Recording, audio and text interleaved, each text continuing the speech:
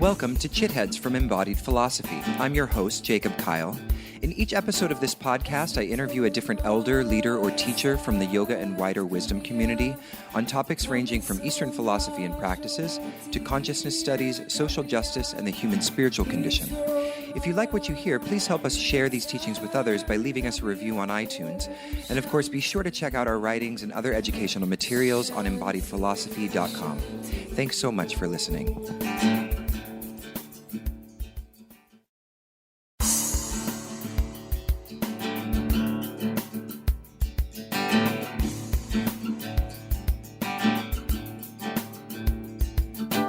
Asatoma sat kamaya tamasoma jyotir kamaya mrityoma amritam kamaya om shanti shanti shanti om asatoma Tamasoma jyotir kamaya mrityoma amritam kamaya om shanti shanti shanti om asatoma sat kamaya tamasoma jyotir kamaya mrityoma amritam kamaya om shanti shanti shanti om.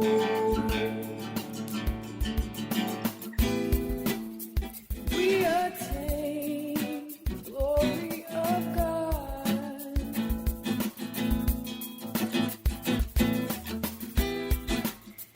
We attain glory of God.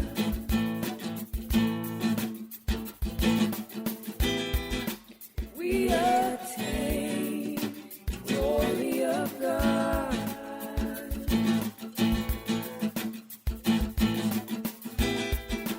We attain glory of God.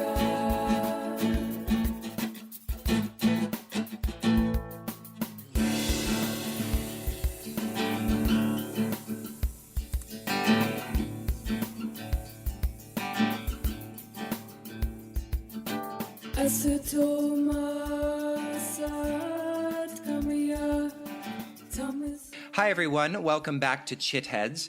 My guest today is Christopher Wallis. Christopher, also known as Harish, was introduced to Indian spirituality at the age of 7 and initiated into the practice of yogic meditation at 16.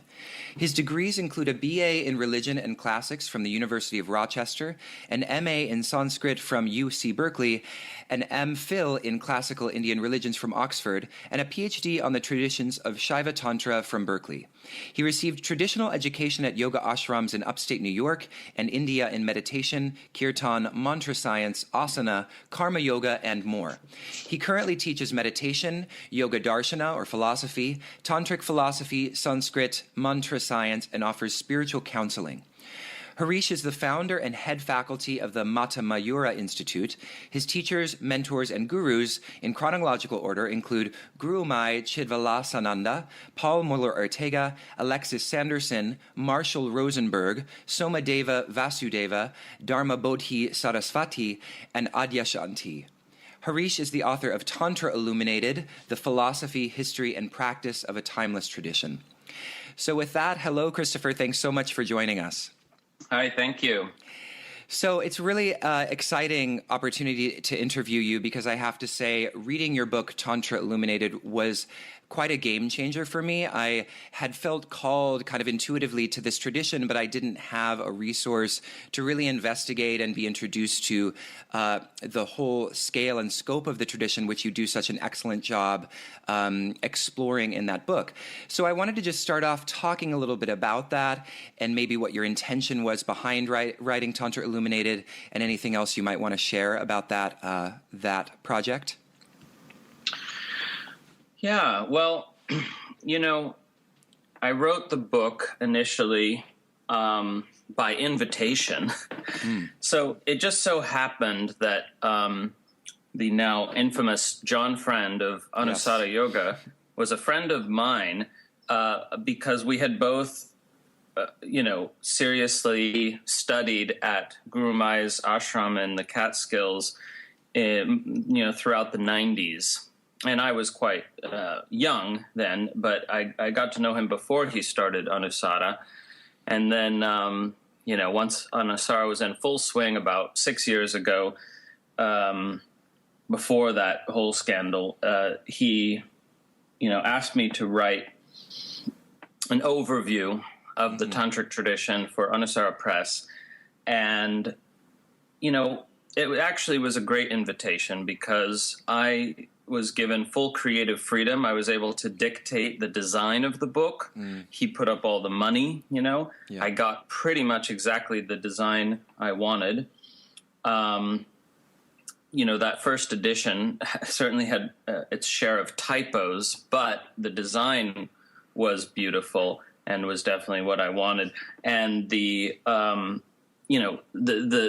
lack of editorial interference was wonderful. I could just write the book I wanted to write, which was this, 400 plus page overview of the original Tantric tradition that, we didn't have there. This is the only book of its kind in the sense that there are many books on Tantra, but there's no other book that gives an overview of the whole tradition in terms of its philosophy, its history, and its practice, and which is non-sectarian. The book focuses on Shaiva Tantra or Shiva Shakti Tantra as opposed to Buddhist Tantra.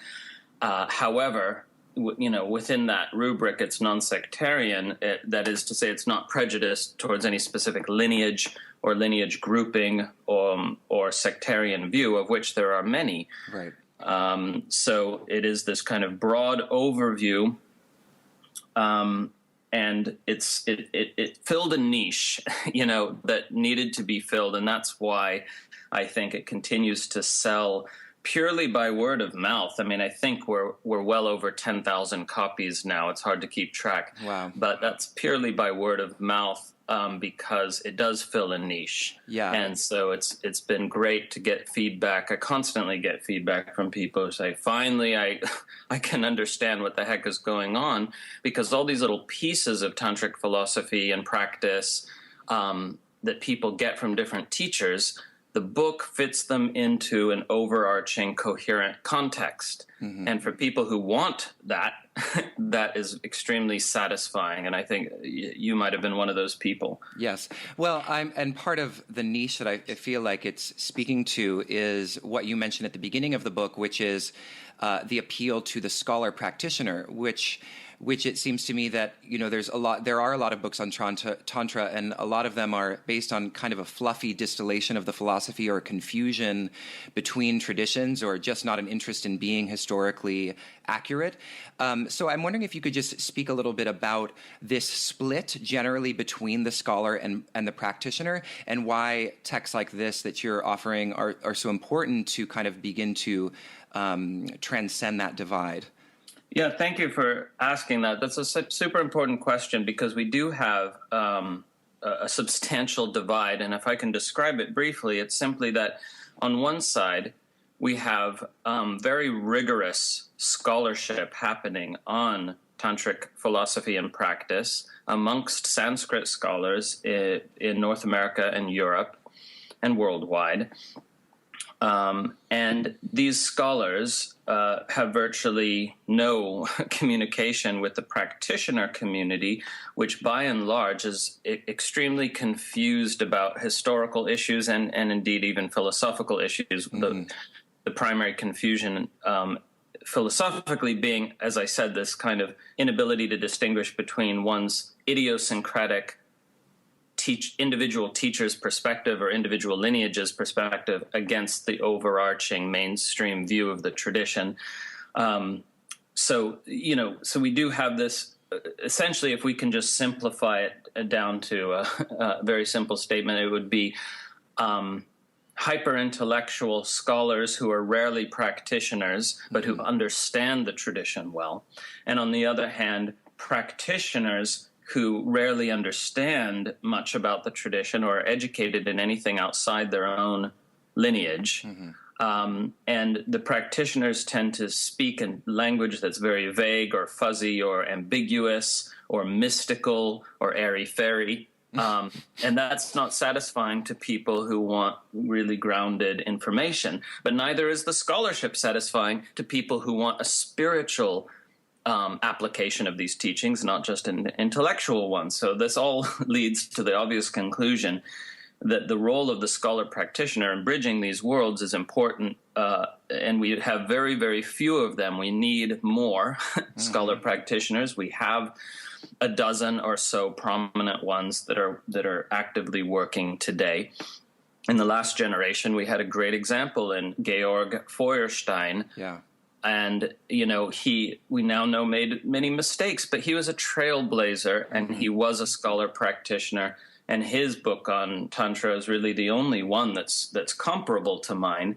The difference being that he covered the elements of classical Tantra that were absorbed into mainstream Hinduism, whereas my book focuses more on the unique doctrines of classical Tantra that in many ways are different from mainstream Hinduism. But his book is also to be recommended, and now we have more scholar practitioners, and we need still more. But yes. The conversation is opening up, and we have online journals now like Sutra Journal, which are actually publishing both respected scholars and practitioners side by side, and that really is a great thing. So now people cannot, teachers cannot get away with not doing their homework and saying, giving undue authority to unexamined pronouncements, Yeah, I've seen Sutra Journal, and I think it's a fantastic resource. And as you say, there does seem to be, the tide seems to be changing somewhat in that the research is circulating, I think, a little bit better than perhaps it has been. So that's good news, I suppose.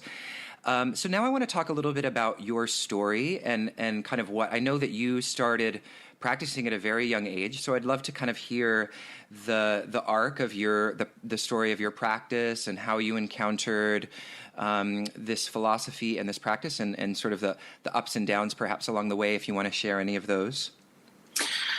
Sure, with the caveat that, autobiography is not very interesting to me as a genre.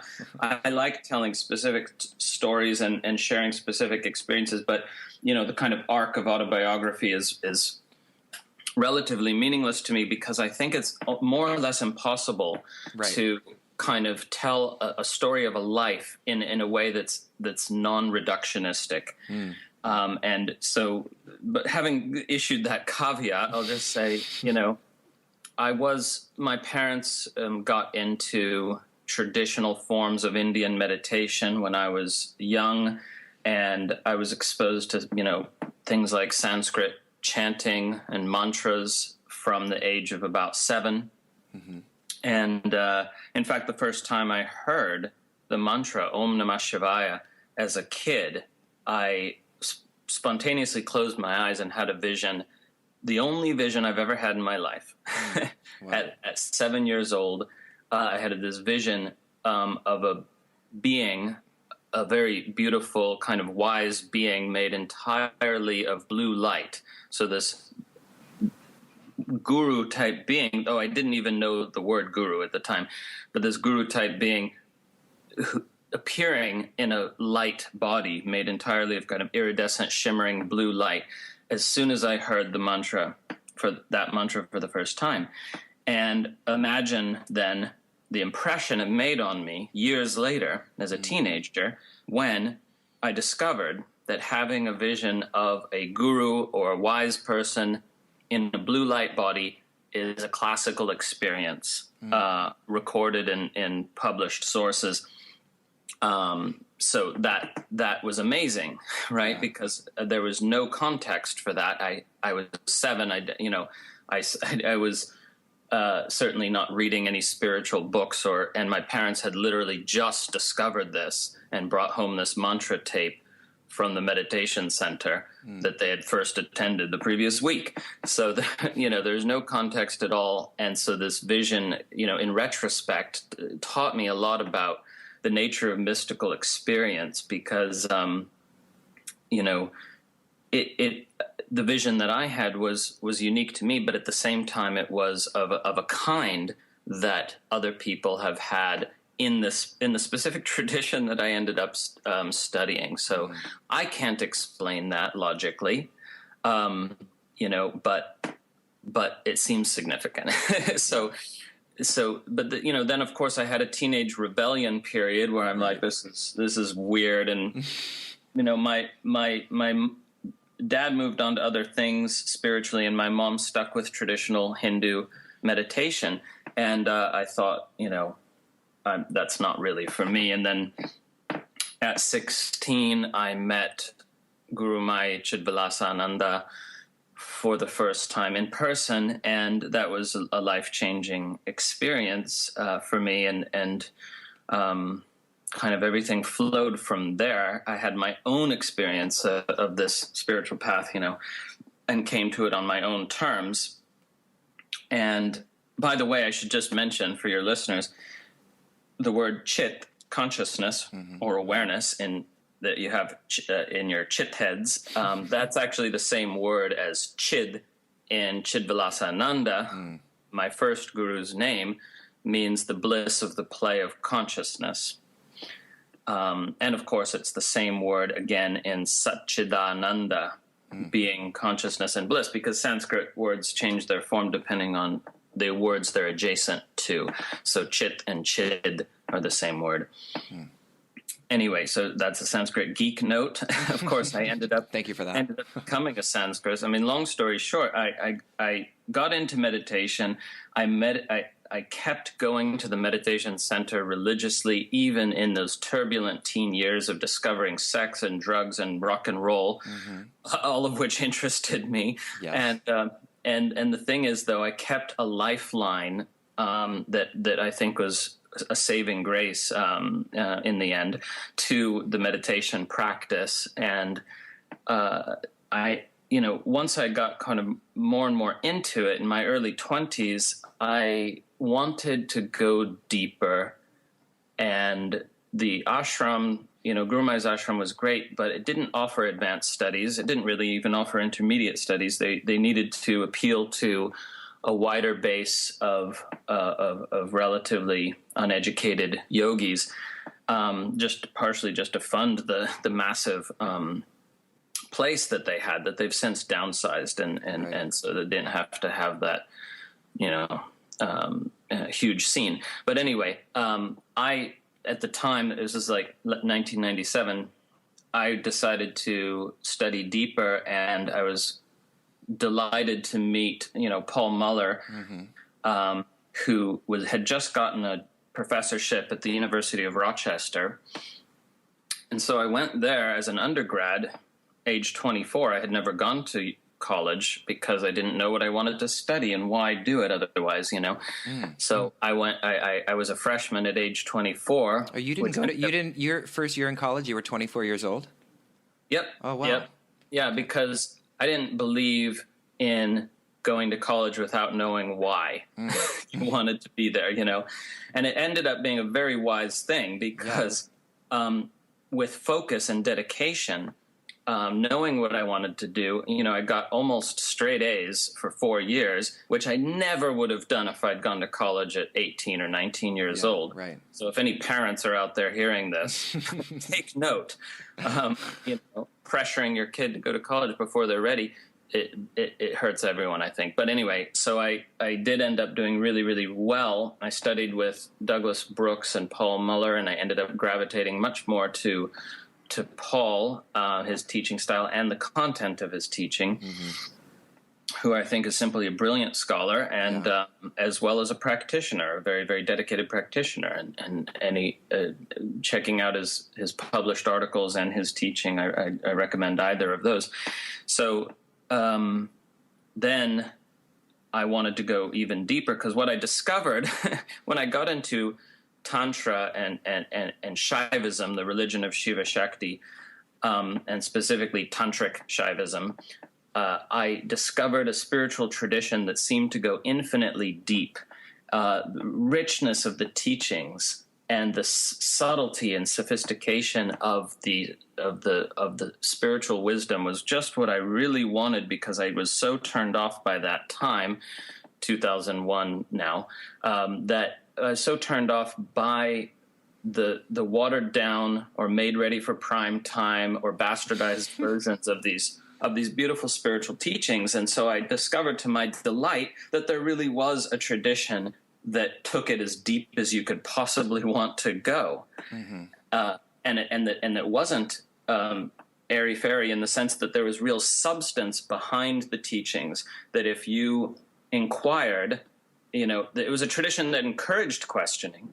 And when you did inquire, there was more there to be found. It wasn't just, a smoke screen. Yeah. And so that was wonderful to discover. And I decided to, learn Sanskrit. And long story short, I don't however much I can make it short, it's hard. But, I learned Sanskrit and was able to study at Oxford with the greatest living scholar of Tantra. He's a scholar of all forms of Tantra, but he specialized in Tantric Shaivism, because that is the tradition that originated Tantric philosophy and practice. And, finally, I did end up getting my PhD, but I realized, wow, I don't want to just be a scholar. I want to teach practitioners, because, in the scholarly avenue, there's just infinite work to be done, and it can get very, very, very pedantic. Yeah. And, so I wanted to bring these teachings to people who were thirsting for them, and who didn't have that much access to well-grounded information. So that's how Tantra Illuminated came about, to come full circle, that I wanted to write something anyone can read without a degree in the subject, and yet was grounded in the incredible scholarly work of the past 30 or 40 years, which most of the public doesn't have access to. It's extremely difficult to read if you don't already have a degree in the subject. Right. That scholarship, yeah. Yeah, well, thank you for that. Thank you for sharing that story of your, deep and long investigation into this tradition. So now I want to go into what Tantra is, for those out there who don't really understand so much about the tradition, or they may have a very, we have a kind of colloquial or folk understanding of what Tantra means that is very much at odds, or, somewhat at odds with the work that you're doing. So I would love for you to kind of describe the Tantric tradition and how it's been misunderstood. Sure, and that's, of course, something hard to put into a few words, and unlike my autobiography, I won't even try to put it into a few words, but what I will say is, just to talk about the word itself, there's a modern spiritual teacher, Byron Katie, and she calls her teaching the work. Yeah. And in the same way, Tantra itself means the system. Because Tantra means a system of practice, or a doctrine, or a matrix of ideas, or a scripture teaching a specific system of practice. So to refer to Tantra as an unmodified noun is like the system, this amazing coherent system of spiritual practice that arose 1,500 years ago. Well, maybe earlier, but the first documented evidence is 1,500 years ago, and which was so successful that it did something that we've basically never seen in the history of Asia, which is it swept through a huge geographical area in a matter of a couple of centuries. Here's a little piece of trivia which shows how rapid its spread was, because we have very detailed records of Chinese pilgrims who wrote travelogues about India in the 6th and 7th centuries, and one of these pilgrims traveled all over India, doesn't mention Tantra, right? And then just 2 generations later, we have the travelogue of another Chinese pilgrim who traveled all over India, and he's talking about Tantra a lot. And Tantra is all the rage, and he finds it in almost every single Buddhist establishment that he visits. And so in 2 generations or less, all of Buddhism in India became Tantricized. So Tantra then is a system of spiritual practice, a way of doing spirituality. It's a way of doing religion, if you prefer. So that's why we can speak of non-tantric Buddhism and tantric Buddhism, as well as non-tantric Vaishnavism, the religion of Vishnu, and tantric Vaishnavism, which barely survives anymore, but it used to be there, and tantric Shaivism, and so on. And Tibetan Buddhism, then, is simply tantric Buddhism. It's just that nobody is familiar with a non-Tibetan form of tantric Buddhism because it was wiped out in India by the Muslim invasions, and tantric Buddhism survived pretty much only in Tibet and parts of China, and it didn't survive the communist revolution in China. So today, tantric Buddhism really survives only in Tibet, but it used to be much more widespread, just like tantric Shaivism used to be spread throughout Southeast Asia and Indonesia, and we see the remnants of it today in Bali. But tantric Shaivism used to flourish in Java, in Indonesia, again wiped out by Muslim invasions, and used to flourish all over India, and then was absorbed into the Hindu mainstream, and many of the unique doctrines and practices were almost completely lost and passed down only by in specific lineages. And some of them did survive to the present day. So it's not an artificial revival to get into classical Tantra. It did survive. It passed through the eye of a historical needle, as it were. It almost didn't survive, but it did. And now it's making a comeback, Yeah. So again, in the form of Tantric Buddhism, Tibetan Buddhism, worldwide, enjoying a renaissance.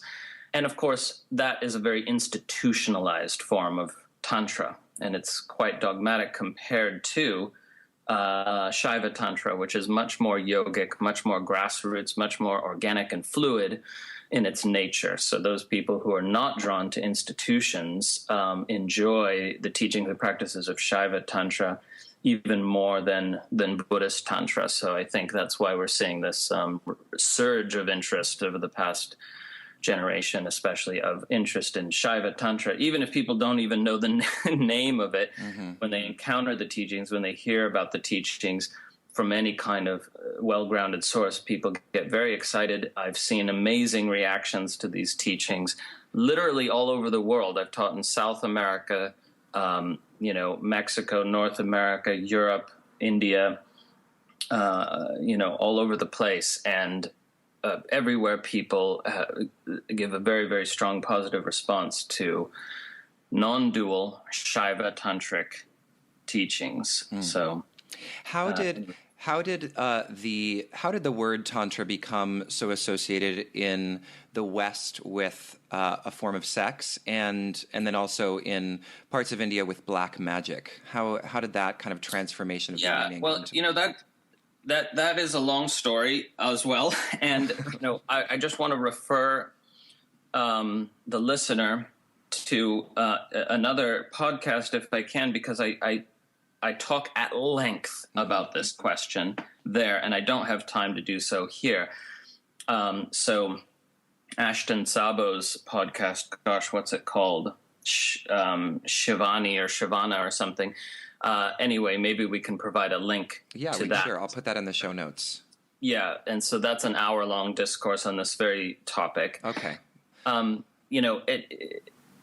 Essentially, it's a misunderstanding, meaning, people that modern Western or American neo-tantra or sexual tantra has been around for 100 years, and it originated purely by hearsay, meaning the people who originated this completely Western sexual Tantra teaching, they just heard about, they didn't have access to primary sources. They just heard about the idea of a sexual ritual in a yogic context in ancient India, and they got excited by that idea, and they tried to create it. They essentially invented it on the basis of hearsay, which is not to say it's invalid, right? It's now evolved for 100 years in the West, and if you go to a neo-tantra teacher, a sexual tantra teacher, they had their teacher who had their teacher who had their teacher, and it goes back probably 100 years.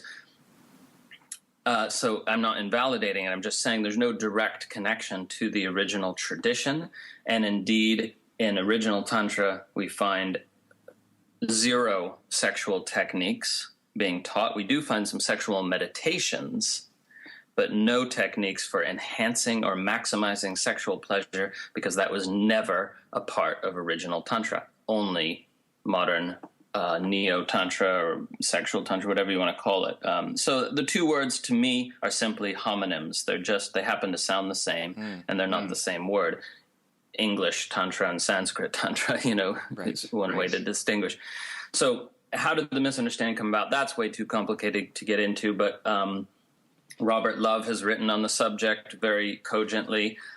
Hugh Urban has written on the subject very cogently as well. I recommend those for those who are interested.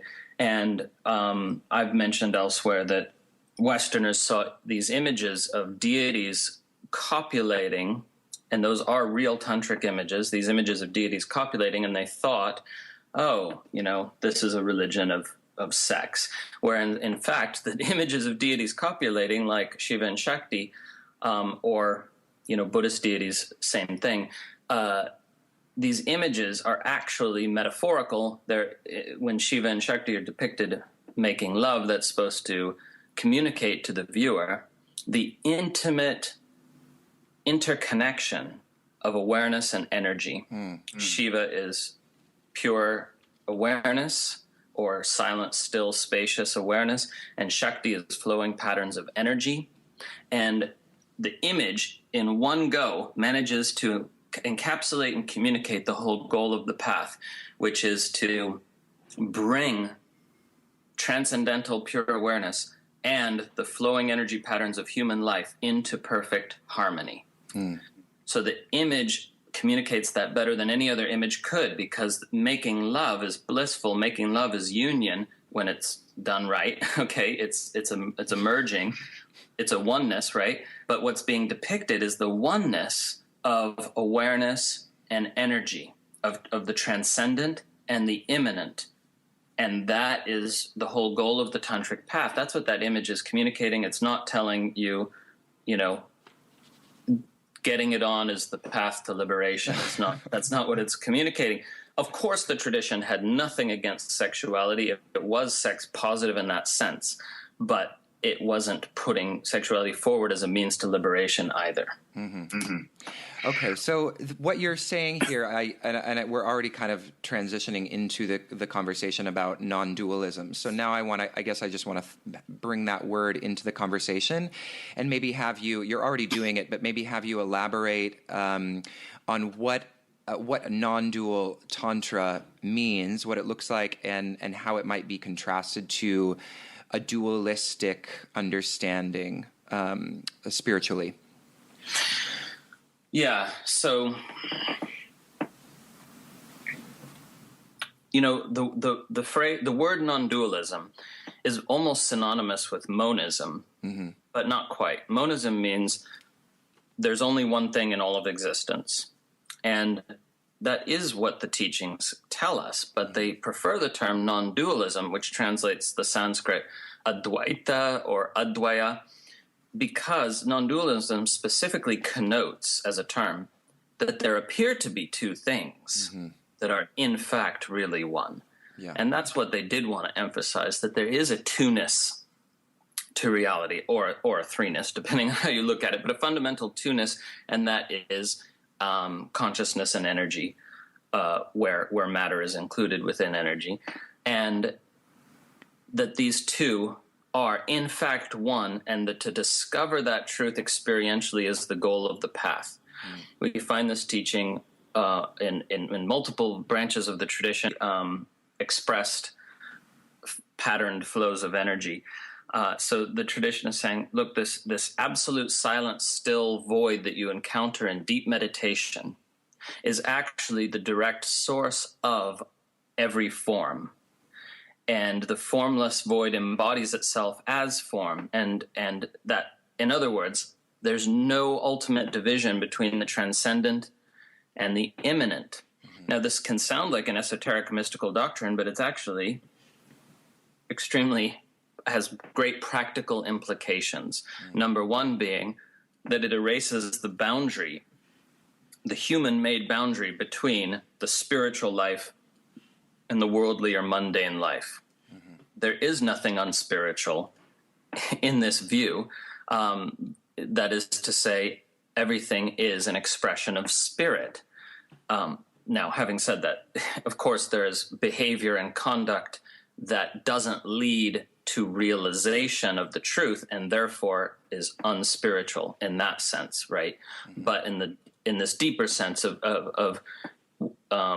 everything is an expression of spirit, everything is an expression of God, if you prefer that term, or of Buddha nature, or of infinite consciousness. It's like fill in the blank in terms of that, what term you're using, because no term can actually capture it. But the implication of the teaching is to realize the divine, or unconditioned Buddha nature, if you're a Buddhist, in the everyday life, in the details of everyday life, in your relationships, in your job, in the simplest everyday actions express the purity and the joy of innate consciousness, divine consciousness itself.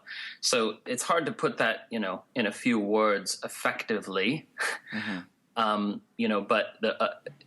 to sum up, the non-dual teaching is not only is everything interconnected, there is a seamless unity.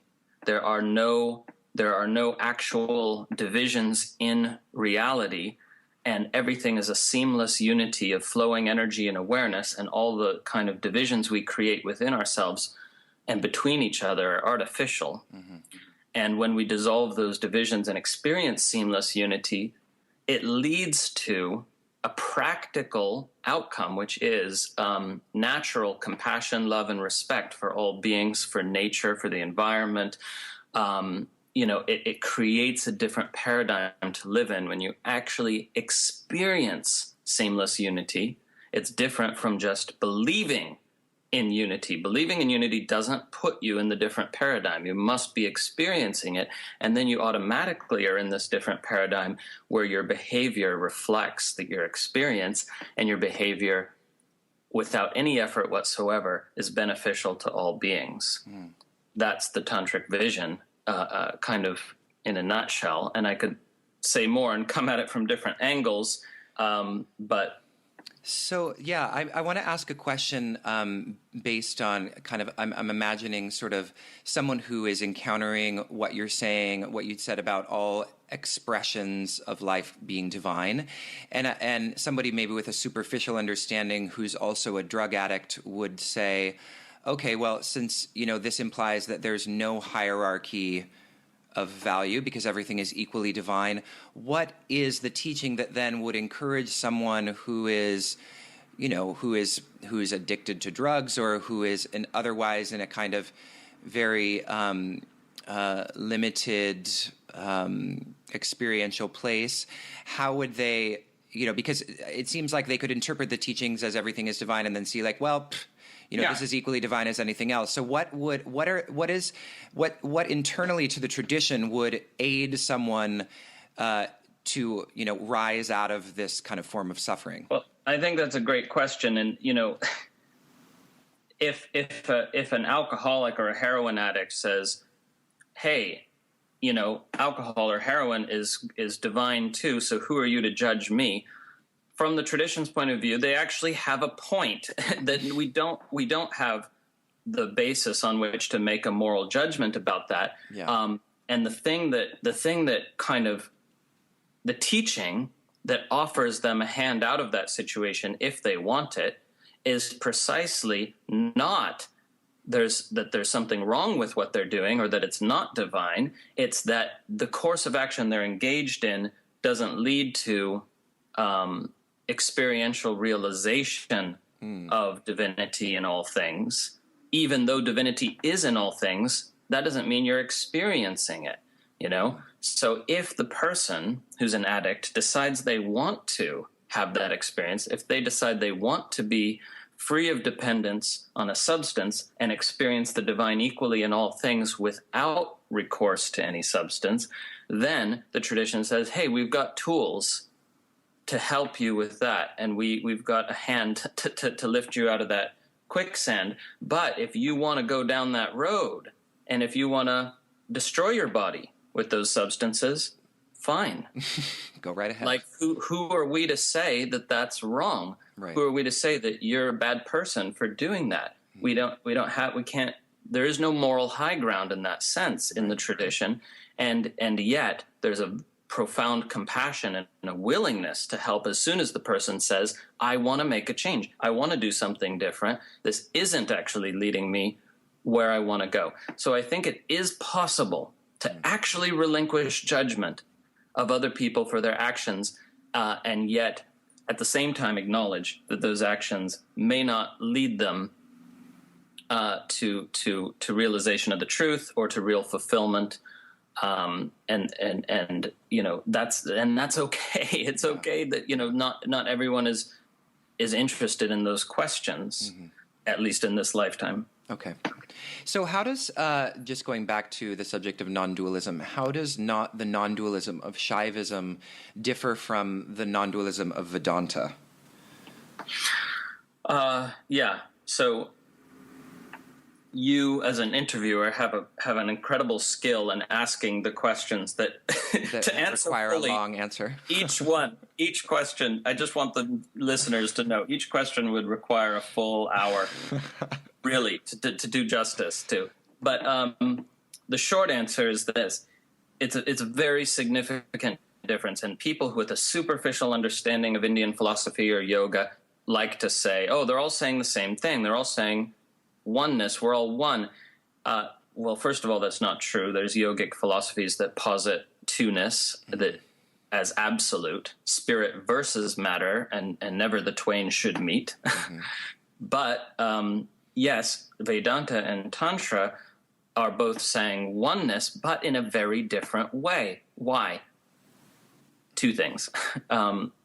One is that Vedanta is an illusionist doctrine primarily, meaning to say oneness is real and diversity is an illusion. Now, that's the fundamental stance of earlier Vedanta, meaning pre-20th century Vedanta, because 20th century and 21st century Vedanta is mixed up with everything else.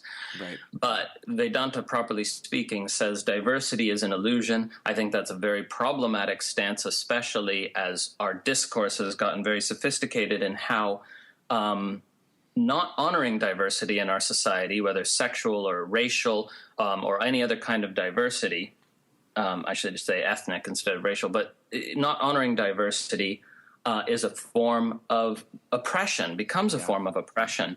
And Tantra then is a better philosophy for our time, practically speaking, because it says diversity is real and it's beautiful.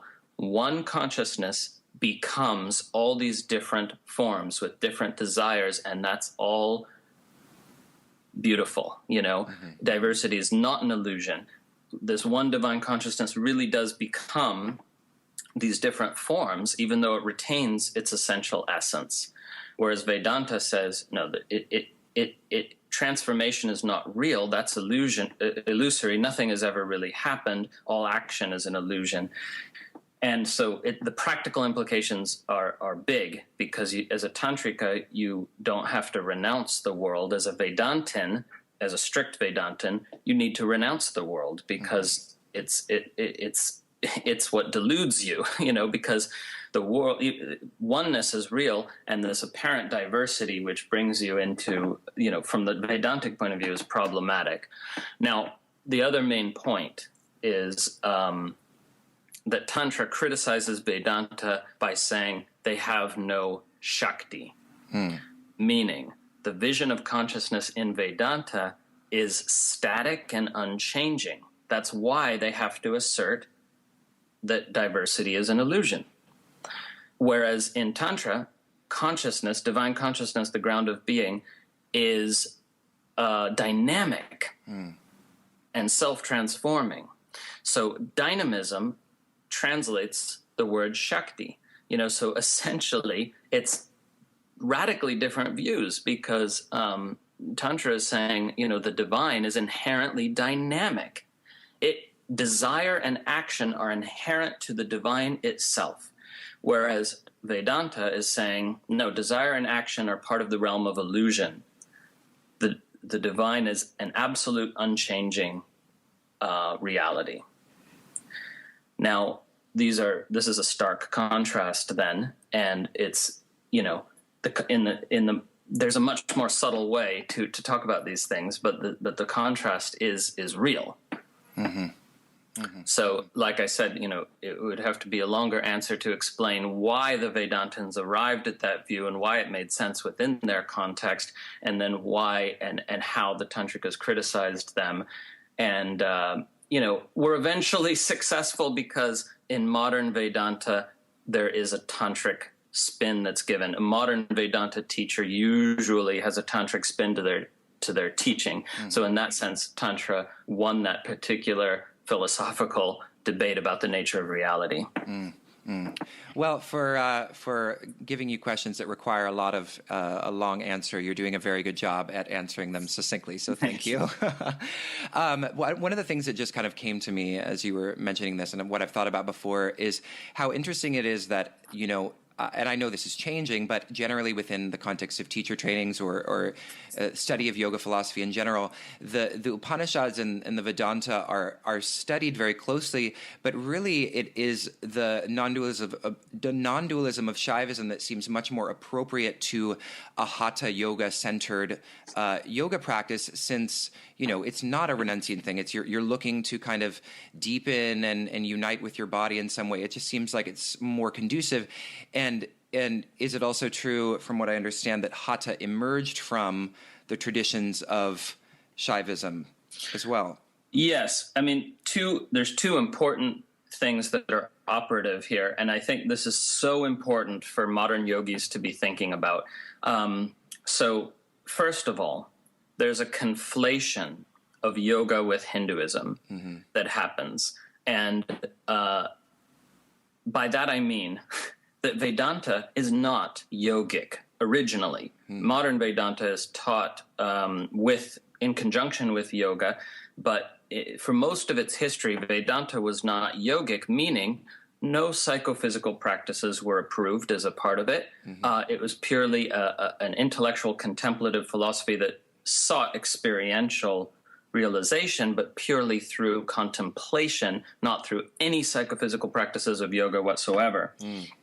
So that's important to realize, that when you're teaching Vedanta in a history of yoga, that's because you're confusing yoga with Hinduism. Yeah. And if you teach yoga strictly speaking, Vedanta doesn't really have much of a place. The Upanishads do, because the Upanishads are actually a wonderful mixed bag of teachings, including yogic teachings. They just happen to get co-opted, as it were, or taken over by Vedantic teachers, and everything in the Upanishads was explained Vedantically, but the original texts themselves include all kinds of teachings, including yogic ones. So just to mention that, the Upanishads do have a place in a history of yoga, and Vedanta deserves, as far as I'm concerned, a passing mention in a history of yoga. Yeah. And so that's important. And number two issue in these yoga teacher trainings, again, is the fact that traditions that emphasize renunciation are being taught to people with no intent of renouncing. Right. And I think that is philosophically and spiritually incoherent. Yeah. That's why once it becomes better known, I suppose, tantric philosophy will no doubt take over because it is the philosophy articulated specifically for non-renunciates. Mm-hmm. And I think also having renunciate swamis teaching householders, meaning non-renunciates, is likewise problematic. The tradition itself says people who have renounced sexuality and career and family should not be teaching those who have not renounced those things. And that's exactly what we have in modern India, is renunciate swamis for the last 100 plus years, renunciate swamis teaching non-renunciates. From a tantric point of view, it's a big problem. And we need more and more qualified teachers who haven't renounced and who are teaching philosophies that align with the values of their students, mm-hmm. rather than imposing, or without even meaning to, often imposing quasi-renunciate values. Mm-hmm. And that's why we still have shame about sexuality in our yoga communities. We still have shame about making money. Mm-hmm.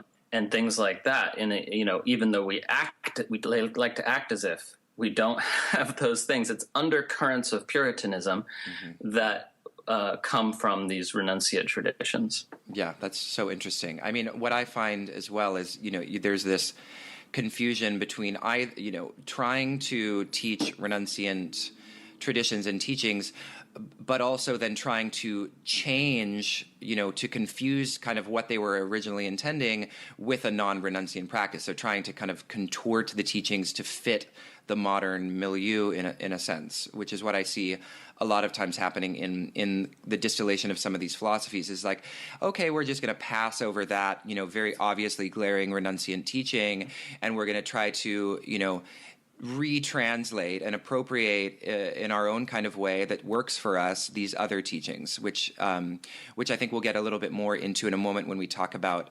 appropriating certain texts, which we'll talk about when we talk about your Roche article.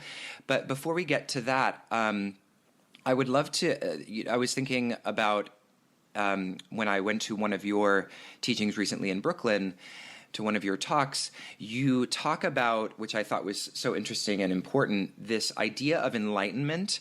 And we often, the goal of the tradition is often translated as enlightenment, but you talk about historically why that might be problematic, and you offer an alternative translation, which I'll let you offer. So I was hoping you could maybe expand upon that discussion and why translating the goal of practice as enlightenment might be something to avoid. Yeah. Well, for a couple of reasons. First of all, the Sanskrit term bodha or bodhi has been translated as enlightenment for 200 years now. And it's problematic because it conflates these distinctly Eastern spiritual ideas with Western concepts of enlightenment. Mm-hmm. The Enlightenment was an intellectual movement in European philosophy, of course, and they're not the same at all, and confusing them is problematic. But more importantly, when people hear the term enlightenment, it suggests to them that this spiritual goal or spiritual realization necessarily includes a kind of download of wisdom, and it doesn't necessarily include that. And indeed, someone can have a true spiritual awakening and yet still need to do the integration work. Yeah. So, in the tradition, we understand that there's these two terms that are operative: awakening and liberation. So you can awaken to the truth of your own being, but still not be liberated from your psychological baggage and samskaras, because those operate on sort of two different levels. Because, the truth, the divine core of your being is free of all your psychological baggage. But when you go to talk and interact with other human beings, you're using your mind and your body, and that's where the psychological baggage is. So the tantric tradition articulates, hey, unless you're just going to sit in a cave and meditate on your own soul, you have to do integration work. And the integration work doesn't come automatically as part and parcel of awakening or so-called enlightenment. You have to be willing to do it. And it's sometimes painful and it's sometimes joyful to integrate your realization, your awakening into all the areas of your life. And I wrote a blog about that on my website, which people should read if they're interested in this topic. But the key is that there is a goal to spiritual practice. It is attainable. When we phrase it as enlightenment, it sounds far distant. It sounds esoteric, and most people aren't interested. But if we phrase the same goal as awakening to your true nature, everyone gets more interested. But that is the correct translation. That's what the term means. It's about awakening to your true nature. However that's defined, the Buddhists define it as a kind of radiant nothingness, and the Shaivas prefer to define it as pure consciousness or presence. But they're really talking about the same thing, I'm convinced. And so awakening to your true nature is what it's really all about. But then comes the further work of integrating that self-realization, where self doesn't constitute a static entity necessarily. Self just refers to what you really are. So the realization of your true nature then needs to be integrated into all the levels of your being. And for most people, that doesn't proceed automatically. And they have to ask themselves the question, hey, what would my relationships look like if I allowed what I have realized deep down inside to permeate my conduct? And that is a crucial question. And without it, people become spiritual bypassers, where they have awakened to real profound truth and beauty, but they prefer to just bypass the integration work and excuse themselves from it on the basis that, well, I'm already God and so are you, so nothing needs to be done. But that divinity doesn't flow through all our words and actions unless we do the integration work. Even though it's true that we're already divine, etc., ultimately that doesn't benefit other beings if you're not willing to do the integration work. So that's an important thing. That this whole discourse around enlightenment, when we clear it up, again, there's very practical implications to using more correct terminology like awakening and then integration and then liberation, as opposed to enlightenment, where it's all just kind of downloaded magically into someone's brain. And if you believe that, then you might be willing to follow a guru you think is enlightened, and then later discover that their conduct is not impeccable, because maybe their awakening is real, but their integration is incomplete. But if you have the correct teachings and the correct translations, you would already be aware of that, as a possibility that this person can be awake and yet not fully integrated. And that's a valid, thing that to be aware of, So when I hear the word liberation, it still makes me kind of think of the idea of enlightenment that you hear in a lot of traditions, which is this idea of the burning up of karmic residues in such a way that you kind of skyrocket out of the world. But from what I understand, this is not the tantric teaching, that you're not transcending existence, correct? Like liberation is something imminent. Right. For some schools of thought, it is transcendent, but for the tantric schools that I study, also known as Kaula schools, they stress liberation in the body, and that means not burning all the karma and all the samskaras so that you transcend and get out of the, you go beyond Earth's gravitational pull, as it were. Yeah. Here you actually are not expected to dissolve all your samskaras. That means impressions of past experiences. You're not expected to end all your karma, because then nothing would bind you to other human beings and human relationships, which are valued in this tradition. So you're not expected to do anything, but you're encouraged, if you want this integrated, liberated state, you're encouraged to dissolve as much of this psychological baggage, these samskaras and so on, as necessary to no longer get hijacked by those impressions and the triggered emotions that are associated with them. Meaning, when you have unresolved emotional experiences in your being from your past, you get triggered, and then you say brutal things to other people, or you behave in ways that you later regret. Mm-hmm. So if you do the work necessary so that you still have, a psychology to some extent, you still have some samskaras to some extent, but they no longer control you, they no longer hijack you, mm-hmm. And you're free. In that sense, liberation just means you're free to consciously choose the most beneficial course of action, instead of getting hijacked by your fear, your anger, your insecurity, your jealousy, and so on. And none of those emotions are even bad. The tradition does not say that these emotions are bad. They just say, if you get hijacked by them, then you do something that in retrospect you feel was not aligned with your deepest values. That's not liberation, by definition. Mm-hmm.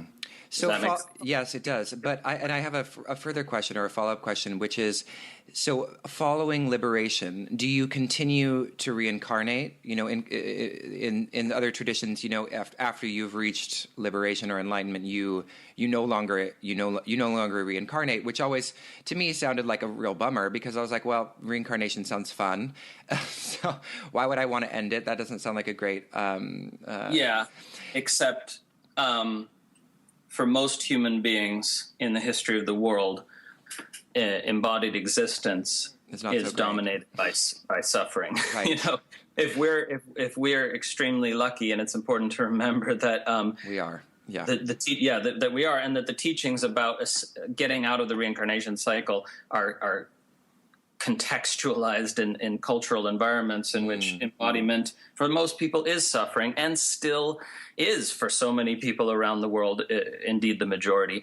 So just on terms of a purely physical level, let alone spiritual angst, which I think afflicts everyone who hasn't made progress on the spiritual path. So the thing is, the Tantra tradition, however, is not that interested in that particular question. Because they do not preach awakening and liberation as a way out of the reincarnation cycle. They preach it as a way to become intimate with reality, free of your cultural conditioning, more awake, more alive, more engaged, more real, more full of love. And it's a state that benefits all other beings, and they're not very interested in the whole escape from reincarnation part. They don't talk about it much. Okay. It's there in the cultural background. It's just not a central value in tantric culture per se. And of course, there is the notion, especially in tantric Buddhism, of reincarnating in order to benefit other beings, the Dalai Lama being the most obvious example. The current Dalai Lama is considered a reincarnation of the previous Dalai Lama, etc. And this makes no philosophical sense if it's the same soul. If it's the same soul reincarnating, how could that be? Because if the Dalai Lama is self-realized or awakened, by definition, there is no separate being to reincarnate. So what reincarnates in the tradition has an answer. What reincarnates is the intention to benefit all beings, specifically the Avalokiteshvara vow, the Bodhisattva vow, is what's reincarnating, not a person. Yeah. And so that's an interesting teaching, and it shows that the tradition has this idea that this intent to benefit other beings can sort of reincarnate, even though there's no, if you are truly self-realized, there's no separate Jacob, right? If the prior to awakening, Jacob is like a drop of water in a test tube. Post full awakening, or Jacob is merged with the ocean of consciousness, the ocean of being, how are you going to pick out that drop again? Right. You're not. But that doesn't matter, because you literally are everything. You actually, experience yourself in everything, and therefore death has no fear. And of course, life energy continues in another form, but it's not a continuation of the same being, because that being has become the whole, has become the universe. It's not like an autonomous unit that's, rising out of a body and then planting itself into another one. Right. I really love that idea of the intention to help all beings reincarnating. I've never heard anyone express it that way, and I think it's so beautiful and such a fruitful way to think about it, compared to kind of this, monadic soul that we're kind of, talking about. So now I want to shift gears as we get towards the end of our interview, and talk about a recent article that you wrote in response to Lauren Roche's, I think I'm pronouncing that correctly, Roche? I don't know. Oh, okay. Lauren Roche's highly popular book, in fact, I have it myself, The Radiance Sutras, which is a quote-unquote translation of the Vijnana Bhairava Tantra. And you were not so happy with this translation for a number of reasons. And so I guess I want you to, talk a little bit about the issues with that text, and then just the kind of the general problem that you see in appropriating ancient manuscripts in this kind of poetic way that takes a lot of artistic liberties. Yeah, and it's easy to misunderstand that article, even though I put a lot of work into making it less misunderstandable. It's still easy to misunderstand it because my problem is not with Lauren Roche particularly. My problem is with the enterprise that he represents and is a good example of, partially because it's such a popular book. So the thing is, the public is not yet very educated about what constitutes a translation, what constitutes an interpretation, how to discern the difference, how to use them in the different appropriate ways. And what we have in the case of the Radiance Sutras is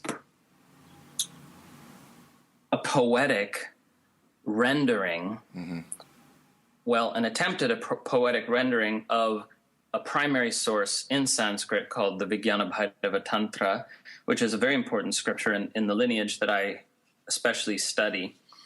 And the thing is that since we don't have any really good translations of the primary source, the public has no way to discern what in the Radiance Sutras are Lauren's poetic flights of fancy and what are ideas from an ancient text on the yoga of spiritual liberation. So that's the problem, you see. I have no problem with Lauren writing poems inspired by the Vijnana Bhairava Tantra. I have a problem with the fact that the reader is not given the tools to discern the difference between Lauren's original authorial poetic voice and the actual teachings of the original scripture. And as it turns out, a close study reveals that very few of the precise yogic teachings of the original scripture make it into the Radiance Sutras. Certainly some do. And the value in the Radiance Sutras largely comes from Lauren's own experience as a meditator, and the beauty of the poems comes from his skill as a poet. I don't think all the poems are beautiful, but certainly some of them are. And that's his skill as a poet. But for somebody seeking a technology of awakening and liberation, which stood the test of time and was carefully studied and passed down for hundreds and hundreds of years, that book is not giving them access to that. But the problem is they think it is. Most people think the Radiance Sutras is giving them access to this spiritual technology in some measure, in some significant measure. And so it's a missed opportunity because people don't realize what they're missing, because they're not equipped to realize what they're missing. And it just so happens that the original text is, I think, extremely powerful. It offers extremely effective technologies, spiritual technologies, and we only, as far as I'm concerned, we as a culture, including Lauren and me in the same culture, we have no business creating a poetic rendering of a text that hasn't even been translated correctly yet. Yeah. And once we have that, then we're in a different situation. And that's why I have no problem with Matthew Remsky's poetic and modern rephrasing of the Yoga Sutra, because we already have many accurate translations of the Yoga Sutra, and they're there for people to consult. And so Remsky's not leading people astray, whereas with this Radiant Sutras, we don't have something for people to compare it to. I mean, we do have other translations of the Vijnana Bhairava, but none of them are quite correct, and many of them miss the point in terms of the text seeks to give you practices that you can actually do and experience a profound effect from. So if you get the details wrong, I mean, in this case, God is in the details when it comes to this text. If you get the details wrong, we're talking about very subtle awareness cultivation techniques. If you get the details wrong, the practice can't give its fruit. It can't confer its benefit. And so there is benefit to reading the Radiant Sutras, but very little of that benefit derives from the text, the original Sanskrit text that the Radiant Sutras purports to be a transmission of, or a translation of, or an interpretation of, and he's never quite clear about that. So, as for those who wish to be informed yogis, these things matter, and it matter. I think it matters both culturally and spiritually, and so that's why. And a lot of yogis, especially Californian yogis, they don't like hearing critical comments about someone else's teaching. And I have held on to those comments for the past 4 years, and I tried to reach out to Lauren directly and got no response. I communicated with his editor at Sounds True back and forth, who understood some of the issues, to no avail. Eventually, the editor at Sounds True actually promised me in email that the book would be clearly marked, clearly explained to be not a translation at all in any way, and that didn't end up happening because so Lauren, I think because Lauren believes it is just as valid as a translation, and the reason he believes that is because he doesn't understand Sanskrit. So anyway, it's a long story. Read the article. Yeah, no, it's a great article. I'll put that in the show notes as well. Yeah, I mean, I think it's a great article, and it definitely. I've talked to a couple of people who probably responded in a similar way to some of your California yogis in not being able to like tease out the point that you're making from kind of a personal smear. But I feel like what is at stake, and tell me if you perhaps agree, is the different what you said about technologies of awakening. I feel like in general, in I don't want to say Western spirituality, that sounds very general, but at least in the United States, in the yoga community, there's a sense of not so much an appeal to spirituality as a technology. We're kind of in this milieu of spirituality as kind of a salad bar, sort of, choose your own adventure kind of experience that really is at the hands of one's own kind of personal fantasy creation, and so the idea of a science of awakening, I think, is actually very alien to a lot of people. So I'm wondering if you could maybe, if you agree with that, if you could say a few words on that. Yeah, thank you so much for saying that, and I'm glad we're going over time because these are very important points that they're fundamentally misunderstood. I mean, my teachers. My academic teachers served a very important purpose because they taught me to ask the question, when you look at these ancient texts and teachings, what do they assume that the audience already knows and therefore they don't even have to mention?